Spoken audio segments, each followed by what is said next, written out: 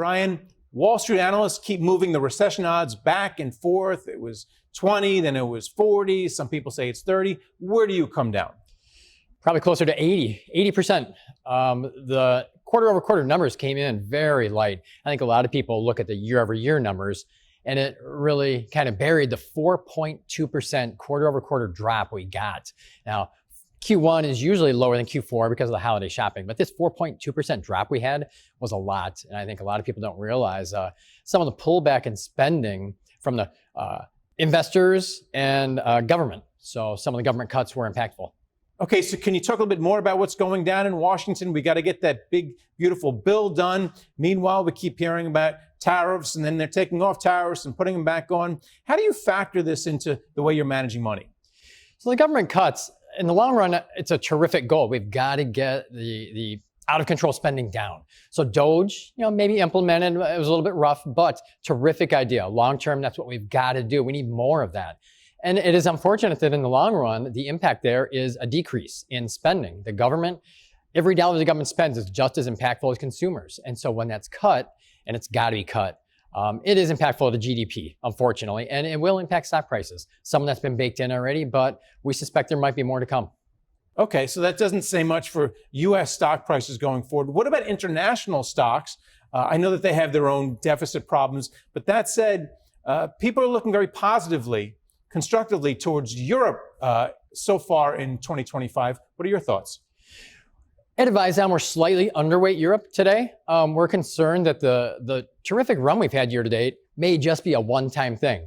Valuations really got low relative to the U.S. for almost all non-U.S. countries. The U.S. is doing so great with development with AI and just growth in general. I'm very excited about the president and some of the pro-growth policies. So we think that maybe the U.S. market already, before the tariff changes, was a little bit ahead of itself. Non-U.S. came back, very natural for valuations to cause growth, stock price increases. And so we saw that happen. So with all these concerns, how are you allocating assets? So in order to protect your clients, what are you doing? We're staying diversified, but we're getting defensive. So we're not suggesting investors move from stocks to bonds. What we're suggesting is that among equities, get defensive. We're overweighting value today, and we're reducing growth, particularly energy, financials. Those are two sectors that we're very constructive on.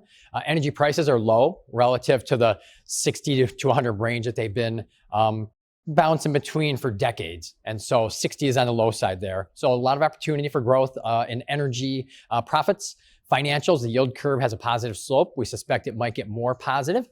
Good for financials, both value sectors. So we're overweight value, and among bonds, we're underweight the risky sectors like high yield, and we're overweight tips. And then finally, what about things like gold and Bitcoin? They've had tremendous runs. What are your thoughts on those assets? Those are very, very challenging ones. As a traditional valuation-minded investor, you look for cash flows. Neither gold nor Bitcoin produce cash flow. So it's a major concern. So for growth, you're relying on pure price growth, and that requires increased demand. Now, for cryptocurrencies of all kinds, we expect increased demand as they get more and more popular, countries get more and more comfortable, and maybe get less comfortable with some currencies. So Bitcoin can be a very positive part of a portfolio. Gold has a little tougher story, maybe. It's been around forever. Certainly, they're not making any new gold. Maybe digging some out of the ground, but that one's a little less certain. Gold has a lot of volatility with it also historically. So we're more constructive on crypto than gold. We're not including either as a long-term allocation at this point yet. But during this period when we're suggesting get defensive, they can be attractive diversifiers. All right. Well, thanks for coming on and talking about it. Thanks for having me.